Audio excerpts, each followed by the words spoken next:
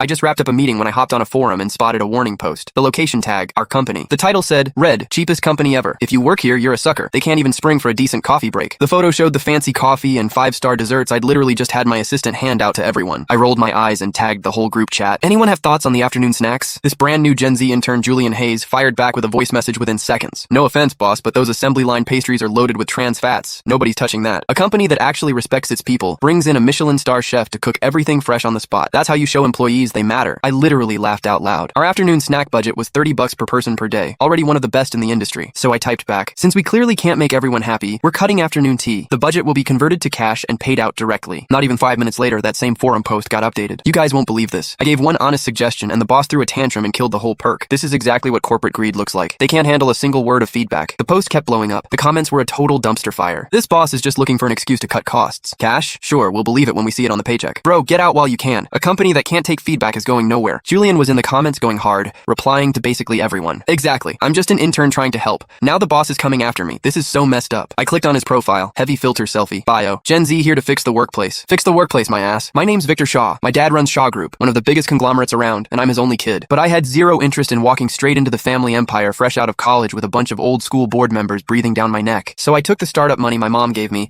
and built my own advertising and media company from scratch. The idea was simple. Create a place where I actually wanted to show up, and where my team did too. No punch clocks, no attendance tracking, no performance quotas. The daily snacks came from a top 5-star hotel. The coffee was freshly brewed Blue Mountain. Even the hand soap in the bathrooms was a luxury brand. I figured if I treated people well, they'd give that energy back. Boy, was I wrong. Right then, there was a knock at my door. My assistant, Ian, walked in, set a glass of warm water next to me, and looked like he'd rather be anywhere else. Mr. Shaw, the mood out there is not great. People are buzzing about the snacks being cut. Julian's out there stirring the pot, saying what? I took a sip. That you got embarrassed and overreacted because you couldn't handle criticism? Ian watched my face carefully. I let out a cold laugh. Can't handle it? Fine, let's play. I pulled out my phone and texted the finance director. Rework this month's payroll. Convert the afternoon snack budget to cash. Add $660 per person as a line item. Label it coffee break stipend. I want it in tomorrow's paychecks. After I hit send, I got up and peeked through the blinds. Out in the open office, Julian was scrolling his phone and fixing his hair, while a little crowd had formed around him. I knew every face. Maggie from design, 2 years in, decent enough but nothing special. She had 2 kids at home, and I'd personally signed off on an extra $400 a month for her as a childcare allowance. Daniel from copywriting, 35, divorced, single dad. When he first came to me for a job, the guy literally had red eyes from crying. I kept him on and looked out for him more than once. Eric from admin, fresh out of college, usually quiet, seemed like a solid kid. There they all were, huddled around Julian with these fired up, self-righteous looks on their faces. I couldn't hear them, but their expressions said enough. Julian was clearly doing an impression of me, and they were cracking up. I shut the blinds. Whatever warmth I had left was gone. You think the 5-star snacks are trash and I'm a joke of a boss? Alright, let's see how you handle what's next. The next day, payday. Deposit notifications started pinging one after another across the office. I sat in my office listening. Getting